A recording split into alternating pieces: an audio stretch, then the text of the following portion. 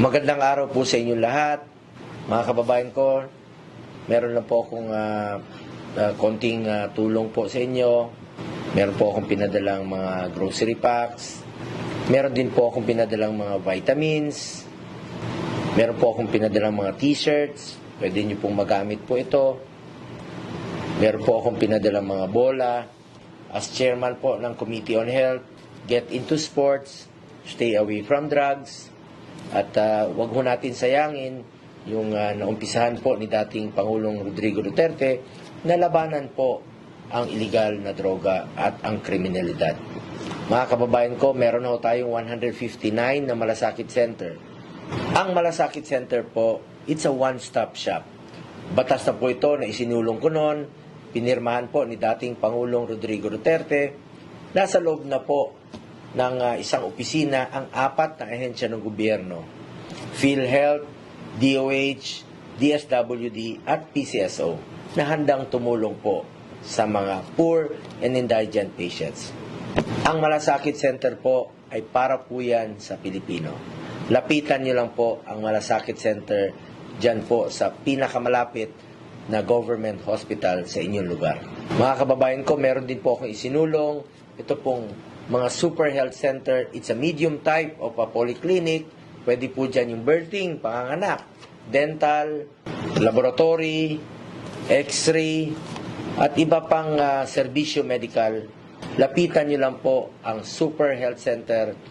Mas maigi pong magpa-check up kayo, early detection para hindi po lumala ang sakit.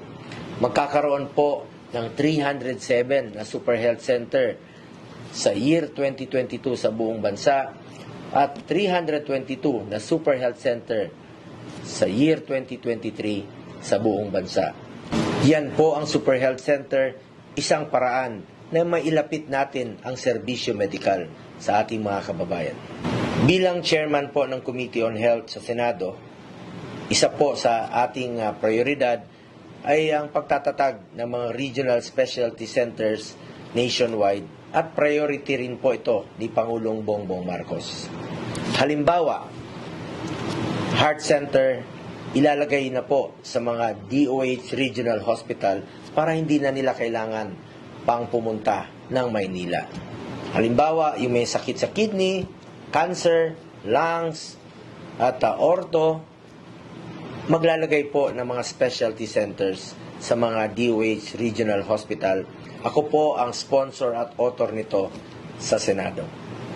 Mga kababayan ko, bilang inyong senador, sisikapin ko pong makapagsulong ng mga batas na makakatulong po sa mga kababayan nating mahirap. Magtulungan po tayo. Sino ba namang magtutulungan kung hindi tayo po, kapwa nating Pilipino?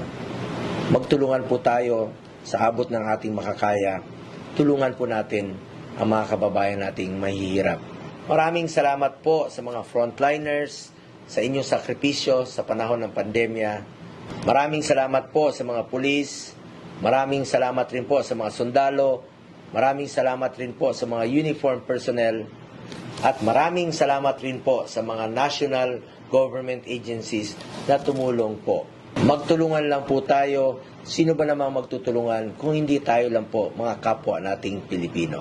Mga kababayan ko, bilang inyong Senator Kuya Bongo, bukas po ang aking opisina at handa po akong magserbisyo sa inyong lahat sa abot po ng aking makakaya.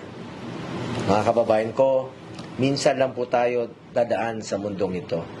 Kung ano pong kabutihan o tulong na pwede po natin gawin sa ating kapwa, ay gawin na po natin ngayon dahil hindi na po tayo babalik sa mundong ito.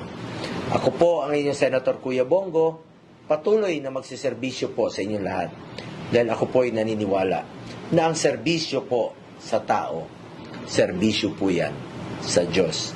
Mga kababayan ko, mahal na mahal ko po kayong lahat. Maraming salamat po.